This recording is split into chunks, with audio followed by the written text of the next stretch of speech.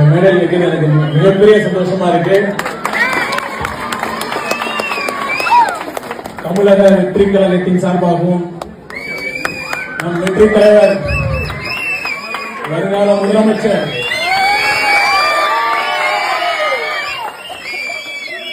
நம் அனைவரின் அண்ணன் அவர்களின் சார்பாகவும் உங்கள் அனைவருக்கும் இனிய பொங்கல் வாழ்த்துக்களை தெரிவித்துக் கொள்கிறேன்.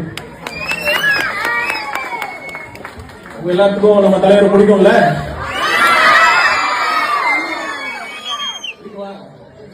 எவ்வளவு பிடிக்கும்?